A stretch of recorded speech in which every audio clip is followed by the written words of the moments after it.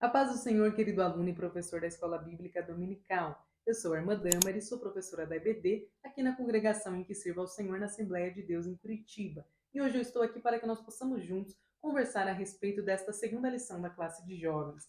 Antes de irmos para a aula, eu peço que você, por favor, deixe o seu like. Se você quiser, após assistir o vídeo, também deixe o seu comentário, dúvida ou sugestão e também se inscreva aqui no canal. Desta forma, você estará me ajudando na entrega destes vídeos.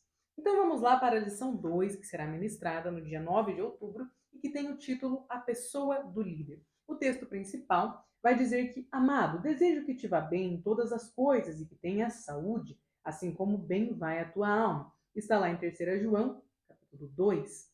Resumo da lição. O líder deve cuidar de sua saúde física, mental e espiritual. Aqui nós temos a leitura semanal, o cronograma. Lembre-se de pedir aos seus alunos que eles façam essa leitura, é extremamente importante. Como objetivos, nós temos 3. Apresentar o líder como indivíduo, expor os cuidados que um líder deve ter e compreender a respeito da vida espiritual e familiar do líder. O que deve estar em primeiro lugar na vida de um líder? Muitas vezes nós olhamos para um líder e nós vamos imediatamente julgando aquele líder, né? Ah, ele não veio, chegou atrasado, aquele líder, aquele... Mas assim, nós nunca somos apenas líder na nossa congregação, na nossa igreja, no nosso campo. Nós somos mais um monte de coisas, né? Então, um líder também é provavelmente marido, é pai. Se não é marido e pai, também é funcionário, é filho. Nós temos várias responsabilidades. Então, é importante olharmos para os nossos líderes sempre como indivíduos. Antes daquela pessoa exercer uma liderança, ela é também uma pessoa. Alguém que tem carências emocionais, alguém que tem conta para pagar, que tem trabalho, né, que tem compra do mês para fazer. Então, veja que você nunca exerce só a liderança. Você também exerce outras áreas, né? Atua em outras áreas da vida. Então, aqui na introdução, nós vemos que a lição... Opa, pulei aqui o texto bíblico. O texto bíblico está lá em 1 Timóteo 3, do 1 ao 13.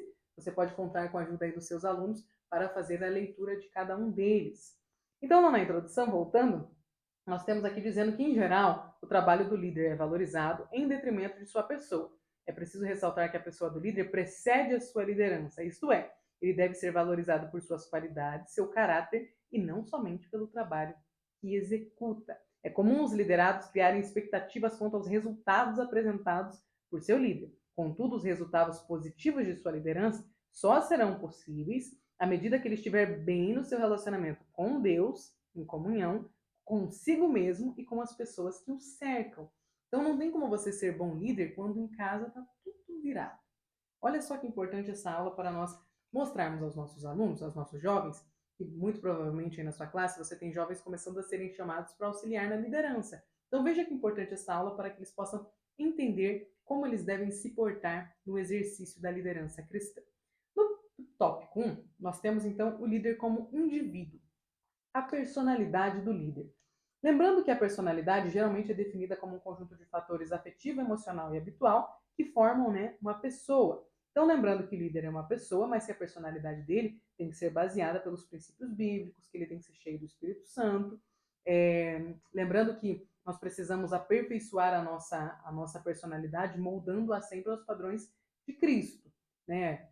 Pensa que não é fácil ter a sua personalidade moldada pelos padrões de Cristo. Então, é por isso que nós devemos valorizar os nossos líderes e mostrar aos jovens que querem ser liderados a importância de aprenderem a se submeter a Cristo, a deixar que as suas vontades comecem a ser moldadas pelo Senhor.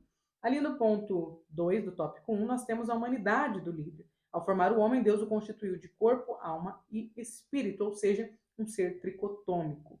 Logo, todas, né, o corpo, a alma e o espírito vêm de Deus e têm a mesma importância e o mesmo valor. Então, o líder não pode só vir aqui cuidar da igreja, né? Cuidar dos jovens, das crianças, da cantina. Um líder é alguém que precisa tomar conta de todas as outras partes. Nós nunca podemos valorizar só o que está aqui na igreja. Nós vamos dar conta do nosso corpo, por exemplo. Né? Se fazemos atividade física, se não fazemos, se cuidamos do nosso corpo ou não, tudo isso será cobrado de nós diante de Deus. No ponto 3, nós temos o líder e os seus relacionamentos. Em primeiro lugar, o líder precisa desenvolver um relacionamento real e sincero com Deus. Deus deve ser sempre o primeiro relacionamento da nossa vida. Em segundo, o líder deve, desenvolver um relacionamento consigo mesmo e com as pessoas que o cercam. A desobediência de Adão lhe custou o rompimento de seu relacionamento com Deus, levando-o a perceber a sua nudez. Então, de lá para cá, todos nós estamos sujeitos a isso. Né? O capítulo 3 de Gênesis nos mostra a queda da humanidade. E de lá para cá, todos nós temos dificuldade em nos relacionarmos com Deus, e é por isso que nós precisamos aprender a nos relacionar novamente com o Senhor, né? A entender o nosso papel de filhos, a entender que o Senhor, que Jesus, por meio da sua morte de cruz, nos reconectou com o Pai, e que nós temos sim livre acesso a Ele. Nós temos aqui também mostrando que a relação de Adão com Deus foi quebrada, e ele teve, a partir de então, dificuldades para relacionar-se com ele mesmo e também com Eva, com a sua esposa. Com base nisso, é possível afirmar que o líder deve ter relacionamentos saudáveis nas seguintes dimensões. Transcendental, é o relacionamento com Deus, dá até para colocar isso num quadro ou frisar bem para os alunos. Pessoal é um relacionamento consigo mesmo, e interpessoal é um relacionamento com outras pessoas. Nós temos aqui o subsídio 1, e aqui nós temos esse ponto, essa lembrança, né, essa frase que vai dizer que o líder não deve esconder a sua humanidade de seus liderados. Isso é algo muito importante para que os nossos liderados aprendam que o líder tem limite. Às vezes a gente tem aquele líder que vive para a função. Só que o que é que você está ensinando para o seu liderado? Né? Pastor, por exemplo, que vive só para a função. Eu sou filha de pastor e eu posso falar de como eu via o meu pai equilibrando a vida pastoral, a vida familiar, mostrando, né, aos filhos até onde ele era pastor, até onde ele era pai. Isso é muito importante para que os nossos, né, os liderados entendam que aquele líder que está ali, ele não é escravo da função. Ele serve a função, mas ele não vive só para aquela função.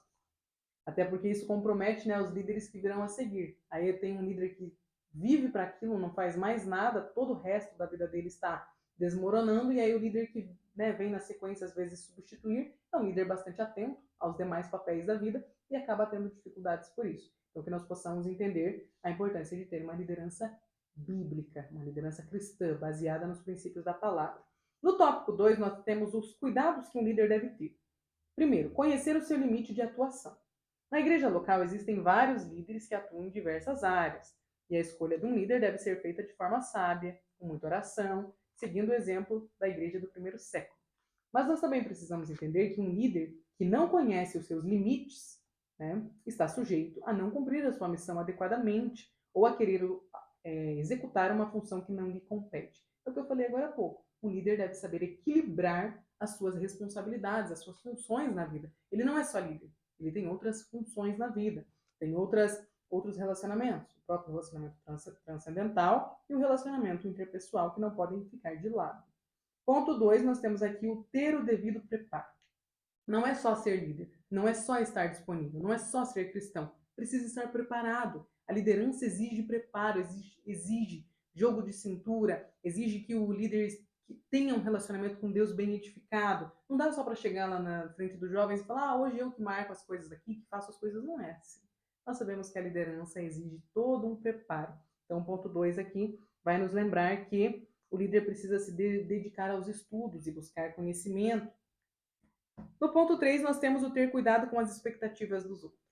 E assim, as expectativas são algo que já são suficientes para nos frustrar, né? Nos frustrar, as nossas próprias expectativas. Agora, as expectativas dos outros, elas são piores ainda, né? Porque se a gente não consegue ter controle sobre as nossas próprias expectativas, imagine sobre as dos outros. Então, o que nós realmente devemos esperar de um líder? O apóstolo Paulo nos responde que os homens nos considerem como ministros de Deus e dispenseiros dos seus mistérios. Ou seja, devemos esperar que ele seja um fiel servidor de Cristo, que ele, né, tenha a sua dedicação, esforço, disciplina, mas que é necessário também que o líder firme as suas expectativas em Deus e não nas respostas de seus liderados. Um dos primeiros passos para a frustração de um líder é ele esperar que todo mundo dê a ele nota 100. Todo mundo me ama. Nunca é bem assim. Se até Jesus, entre os seus liderados, foi criticado, um traiu, o outro vendeu, nós não podemos esperar que quando nós formos exercer a nossa liderança será diferente. Temos aqui o subsídio 2. Como eu sempre falo do subsídio, é tudo mediante a sala que o professor estiver. Em algumas nós conseguimos, em outras não. Ponto 3, nós temos a vida espiritual e familiar do líder. A espiritualidade do líder. É fundamental que o líder tenha uma espiritualidade saudável, pois ele estabelecerá a forma, né, como ele se relaciona com o próximo, com a sua família, por exemplo, em Deus. Então, essa espiritualidade dele, né, a expressão aqui, a dignidade, define bem a espiritualidade de um líder, pois ele deve ter dignidade moral, espiritual e intelectual, no seu lar e fora dele. Ponto 2, o líder e a sua família. Paulo escreveu a Timóteo mostrando as qualidades dos pastores. Então, olha lá, marido de uma mulher e que governasse bem a sua casa, tendo seus filhos em sujeição. Ou seja, o líder precisa ter uma família funcional. Não adianta ser líder na igreja e ter uma esposa que não acompanha. Não adianta ser líder do círculo de oração e ter um esposo que fica lá com a casa toda bagunçada. Não adianta exercer uma função de líder na igreja e ser aplaudido na igreja, sendo que seus filhos já não estão mais na igreja, sendo que os seus filhos não querem seguir o mesmo Deus que você. Então, o primeiro exemplo de um líder é dentro de casa. Essa esposa o segue? Esse esposo segue essa líder? Esses filhos seguem esse casal? É necessário que esse líder cuide bem da sua família. No ponto 3, nós temos aqui, então, práticas espirituais de um líder. Reconhecer as próprias limitações é o ponto de partida para uma vida de entrega a Deus. Somente um líder que depende do Senhor e se dedica à oração, à leitura bíblica e ao jejum, será um líder ali que vai alcançar bons resultados. Veja Josué, um líder que vai pedir a Deus direção. Como substituir Moisés? Apenas tendo o Senhor como seu guia. Nós estudaremos mais para frente a respeito da liderança de Josué. Então, para encerrar, nós temos ali a hora da revisão. Você pode ver o que seus alunos, os jovens, responderam, ajudá-los nas respostas para ver se deu tudo certo na resposta deles. E para concluir, nós temos então aqui que, por mais importante que seja um trabalho de um líder, a sua pessoa é ainda mais respeitável aos olhos de Deus.